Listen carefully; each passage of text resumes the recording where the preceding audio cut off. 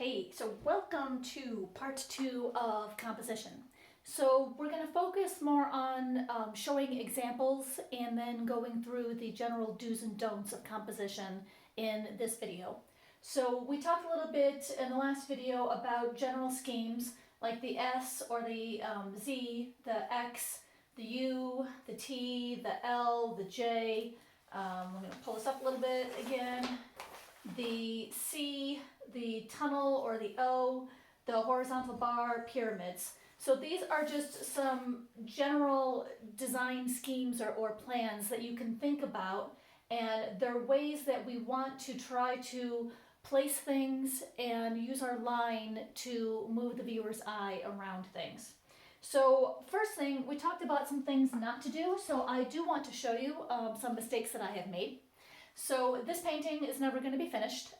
This is a mountain lion that was playing in the water, and it had beautiful sunlight coming down in the grass, and I loved all the lighting. So I could rework this maybe into a different format, but I split the canvas directly in half, and there's a big huge weight on this side. So his eyes are right directly in the half. It's not in one of those rule of thirds sweet spots. So there are things about this composition are just not working. You know, maybe if I, cut it off about here and added a little bit of height and made it more of a vertical, that might be a little bit more effective. But this was a painting I started a long, long time ago. I never finished it, and I couldn't quite figure out why I had really just lost my energy and enthusiasm. And it's basically because the design just wasn't very good.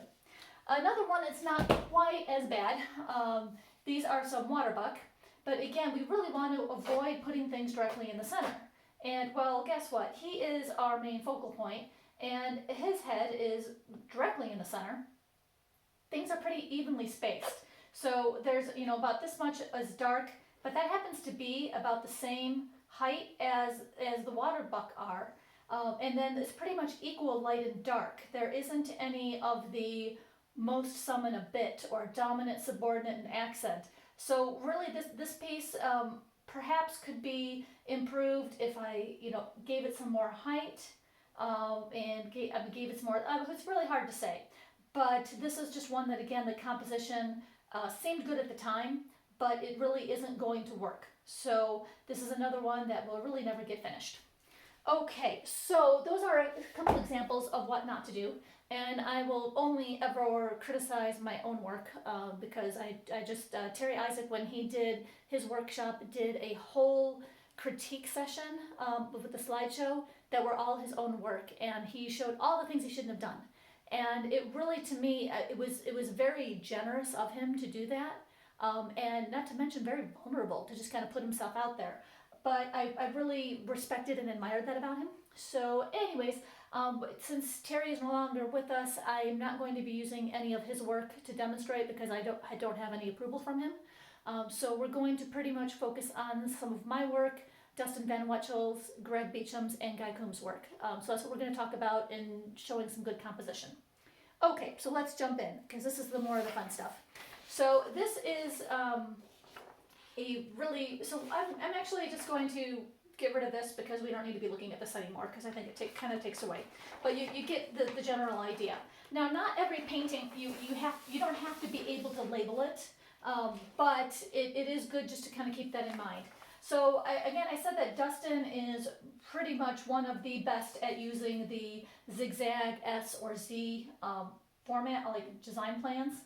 So pretty much, okay, you're obviously you're looking right at him, but he's looking at her, she's looking at the calf, and then we've got the water coming down. So boom, boom, boom. I mean, just very effectively done. And when we talk about, where we want our focal points and about those, the sweet spots, he's in the top third. She's kind of actually in these two are really in like one of those real sweet spots. But again, this is a more complicated composition, but it's been done very, very, very effectively. Okay, we will be talking a lot more about a lot of these pieces when we start talking about the use of color and edge and everything else. So we will be seeing these often. This is another Dustin Van Wetchel piece. Again, you've got the mountain coming down that brings you to the wolf that and he's looking this way, but just the lines of the back bring you to this wolf, and then once again, we've got the counter thrust with the other rock kind of bringing you back down, but this rock is kind of curved and it gets a little bit darker, so you automatically come right back up to the light and go right back up this one's legs, boom, right in the sweet spot.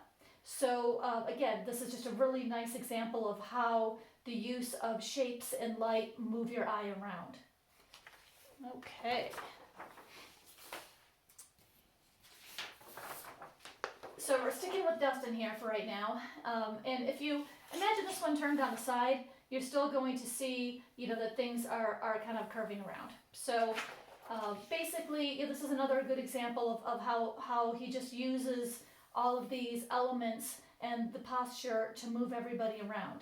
He's got this one standing out, obviously he's the focal point, and he's in that lovely, third zone, but between the contrast with the light, the positioning, the fact that he's up on top, just the perspective, everything about this piece works. He does a lot of subtleties to push the background into the back, so you have definite depths of plane, you have your foreground, you've got your background, it's just everything about this piece really, really works, and everything moves around really nicely. So again, it's kind of just got a nice, I don't know what letter you want to call it, but either way, the whole point is your eye moves around. Okay.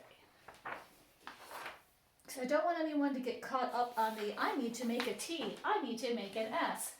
In my mind, this is a T. Not an even T, because again, we don't want things to be even, but you've got all of these bison, and then you've got this big guy in the front that, once again is in that third zone, and his main mass is kind of up in the top half. So we've got repetitive shapes, with all of their backs, and you could even say like some of the brush actually kind of is repeating the same shapes as the backs. So again, a very, very effective piece. We can go into his use of color and everything else. This is just an absolute, another beautiful piece. And Dustin's work is really, really, really, really large. So some of these bison are like almost life size. Dustin Van Wetzel and John Banovich are two of probably the best artists for doing supersized work. So very, very good people to look up if you're interested. I'm going to go to now Greg Beecham, who I consider one of the masters right now. I've done a workshop with him, and I didn't understand a lot when I did the workshop, but as I've actually prepared for this class, I've gained a much better understanding for how Greg paints. He's very, very methodical. Part of the painting is basically two steps. It's application and analysis, and he will put a brush stroke on, and then he will sit back and look at it and see how it is, if it's correct. Which I don't think he has many strokes that aren't correct, because he really does analyze everything. For me, these wild horses, this is just a phenomenal piece. Again, you've got, it's very, very dark or low key, but you've got these highlights that jump out. You've got basically a really lovely X composition that works. So this is just an absolutely gorgeous piece by Greg. We'll talk a lot as we go farther on about learning how to see. And what that means, and how to be able to analyze what we're doing so that we can create what we want and get the effect that we want. This is another one that I'd probably call a T. So this is another Greg Beecham, beautiful cougar up on a rock. So you've also got texture going on, the way that he's had the clouds kind of bring you right into the cougar, and then there's just a little bit of a horizon down in that low like third range. So again, just another really lovely piece. He's also, Greg does a lot with pyramids, so I'll see pyramid schemes with him a lot. These three wolves, again, this is a low-key, very dark, but you've got just these incredible highlights that just pop out, warms and cools, mostly cool, but just these warms. So again, when we keep talking about the most some in a bit, we'll be talking a lot more about Greg's work too. But again, this is just kind of a general design pyramid scheme. Your eye comes right into these guys, but you kind of go down, and the curve of the tail brings you right back around, the legs bring you right back up. The little grass put right here is a visual stopper, so you don't keep going off your vision gets pushed, like thrusted back up, back to the wolves. So that's another very, very, very effective piece. Beautiful little piece here, another one of Greg's, pretty much V. You're taking right down the focal point, which is the face, but I do want to point out that he didn't put this owl dead center. The owl is off-centered on purpose, which actually creates more movement and more thrust in this piece. So another just absolutely gorgeous piece. Okay, we're gonna switch to my friend and mentor Guy Coombs. Guy has spent a lot of time in Africa. His dad was one of the world-renowned wildlife artists in Kenya, Simon Coombs, and Guy is incredibly talented as well. So I love Guy's work. I've done a lot of workshops with Guy. He's very, very, very giving. Lots of YouTube videos. I highly recommend that you check out his work and his workshops. At any point in time. He does workshops. A lot of them are in Arizona now, but I know he's done them in England, he's done them in Canada, all over the place. So this one to me is a big C. We got the big thunderclouds coming, that just kind of carry you down to where all these giraffes are. This is a very, very large piece in real life. But just to give you a general idea of what some of these design lines look like in actual paintings. This is another one of his more recent pieces that to me is more kind of like a T. So obviously this is our focal point, and look, he's up in that sweet spot. If you are dividing in thirds, he's right there, and he's dominant, and then you've got your, subordinate birds. They're even like getting cut off of the canvas, which is great. With his cacti, he broke up this negative space. You've got the tail coming across, you've got another cactus up here, so the space is broken up, and it's more interesting, just like where these branches come through. So anyways, another really, really beautiful piece by Guy. Guy has a lot of prints for sale too, so you can always look at his Facebook or his website. When I talk about breaking the rules, that you need a reason and you need to know what you're doing. To me, this piece by Guy breaks some of the rules of composition in that you normally don't want the main excitement to be happening dead center, and that's what's happening here. However, that said, space has all been broken up into different intervals. There's a definite foreground and background. You've got this cat is definitely the dominant cat, the expression on the face with the smaller cub that's coming, and this interaction works. The tail's bringing you up, brings you down to the mom, her tail curls up, and you come right back around. So there's all the movement. This piece says exactly what it needs to say. It's about the interaction between these two, and I think it's a very, very, very successful piece. Okay, one of my favorites of Guy's, and I've seen this piece in real life, and it's big and it's just dramatic. This one I would call kind of more of a tunnel, because you kind of feel like you're going in. You could technically say it's an X, with the way that the light's coming through. Obviously another low-key, very dramatic light. Dramatic light is a very, very effective tool for effective paintings. So we'll talk more about light as we go along. But again, so whether you want to say this is a tunnel or whether you want to say it's an X, it doesn't matter, it's very effective. But you look at all of this handling of the bamboo, it's all in, the intervals are all different. You've got some falling over, and you have most of them, you don't have them thrusting out from the center. That's one thing you want to avoid, which we'll talk about. They're all kind of coming in. You've got a couple obviously over here that are starting to move outwards, but near the focal point you don't have things pulling the eye away. Things are coming towards. So that's something that you really want to make sure is that you're always pulling the eye towards the focal point. Okay, another one of Guy's. So with this one, I'm not even going to try to assign it a letter or design plan. Kilimanjaro is not centered, so it's off center, which brings your eye down into these acacia trees, which pulls you into these elephants. This one's got his trunk open, which kind of throws you back, but then you've got your little warthogs. There's so much happening in this piece. I forget how many, it was like 100 and some elephants that he painted in this piece. It's very, very large in real life. But this one, again, too, the way that the grasses are painted, they're not even. I mean, that's not how grasses grow. So you've got a bigger mass and you've got these smaller masses. They're different shapes, they're different sizes, but they're all bringing you in to our main elephant, which then everyone else goes out from there. So there's so much to see. This is a really fun piece, and it's just absolutely one of my favorites that Guy has done. But again, it's just to show you that you want your eye to move around. So he did a really, really nice job with that. Okay, we're going to run through a couple others really quickly, and then we'll go through our composition do's and don'ts. Another one with Greg, another pyramid scheme. You can even say there are multiple triangles happening here, but again, very, very effective. And one of Dustin's, with this one, I just really like, so first of all, you've got the clouds bringing you in, so there's kind of like a X thing, or you could even say a zigzag, however you want to. Again, you don't need to be able to pinpoint it, but just see how it's working. He also has the big and small, with this one being set back. That also works really well. Dominant focal point, this one is pushed back, so we don't have a ping pong, we don't have competition, because you can see there's a lot more with this, a lot more attention paid to this pronghorn. Okay, and one more from Dustin that we're going to talk about a lot in the future when we start talking about light and use of color. But again, you know, we've got things zigzagging. We're going to talk about, when we talk about value, about connecting your darks, that about 80%, as a general rule, 80% of your shadows should be connected, should be touching. And he does this very effectively. You know, all of his shadow areas are all connecting to each other. So anyways, we'll talk a lot more about this one. I'm going to throw just a couple of mine up here, just so that way you guys can kind of see what I do and kind of how I interpret these. So this one is called Rising Storm. It's a Mustangs from Colorado pyramid scheme. So pretty simple scheme on that one. This one is called Bliss. So three-toed sloths in Costa Rica. So this is a U or V. Obviously the focal point, you know, boom, right there. So we've got, you know, our mom and the little baby that we're looking at that are in the bottom of the loop.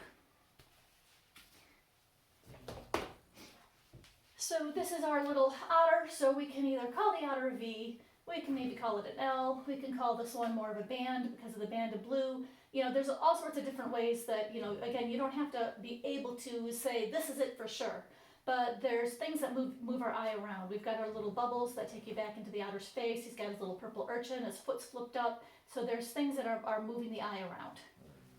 And that's really our goal. This one is a little gray fox called Emergence. I would pretty much call this one an O or a tunnel, because that's obviously pretty clear what the goal is with that one. And then I've got two more to share with you.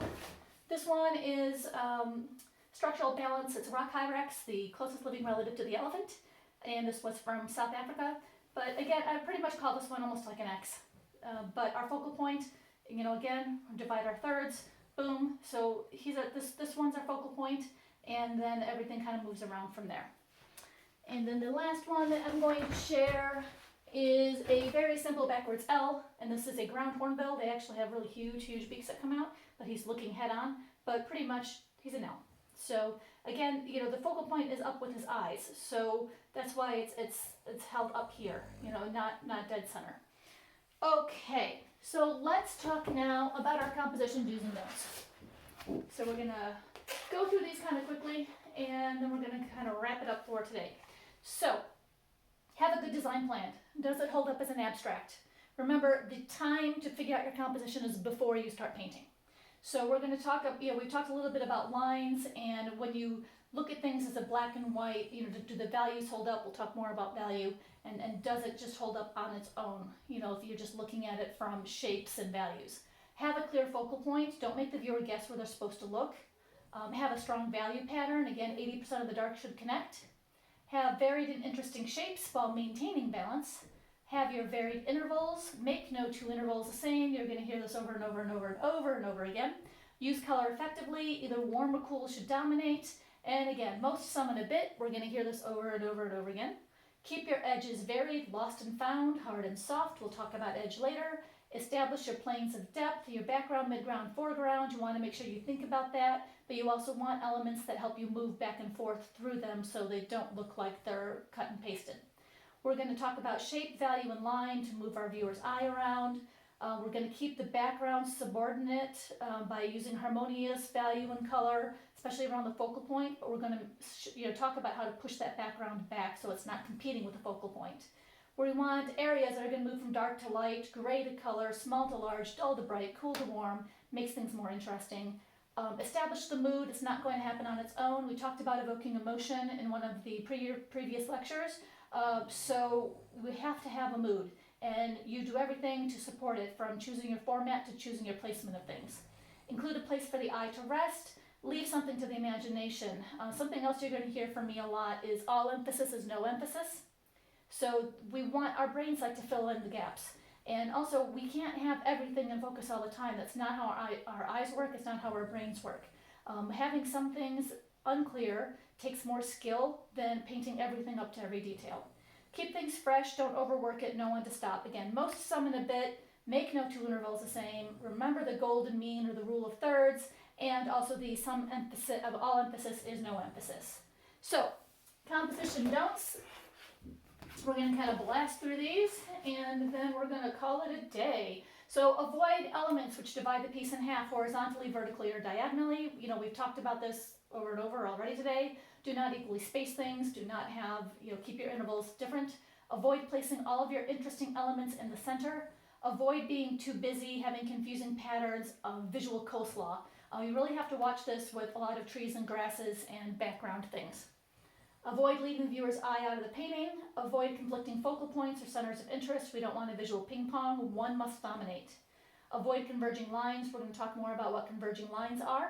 Do not run your lines into your corners. We talked about that. It acts as a visual drain. Don't trap your lines or let them be constrained by the margins. If something's going off, let it go off. We don't want to turn it and try to cut it short because it's going to pull the eye. So you don't want to turn right before an edge. Avoid spatial tension, so let things overlap. Don't let things almost touch. Either they have to touch or they don't. Don't place shapes tangent to edges or touching edges. Don't draw attention to your edges. Don't place figures facing out from the center or having things thrusting out from the center because it's going to pull the eye off. Avoid static shapes or poses. It's boring. Avoid incorrect perspectives, and we have to watch foreshortening. Foreshortening is something that happens a lot with our cameras. Like if I stand here and hold my hand next to my face, you can see how big it is, but as soon as I extend my hand towards you, all of a sudden my hand is bigger than my head. So we need to be aware of foreshortening, so we'll talk a little bit more about that with photography. Avoid a change in value, texture, or angle right behind a subject because it'll draw the eye. We don't want multiple light sources, and especially with wildlife art, don't make it up. You're not going to know enough to make it up. If it's not there, you need to either find a reference for something and again make sure that the perspective of the light is correct, but don't make things up. So any questions, you guys, again, please reach out. Let me know what you think. Let me know if this is helpful. And we will see everyone next time where we're going to start breaking down some of these design principles and by subject by subject. So I hope this was helpful, and we will see you guys next time.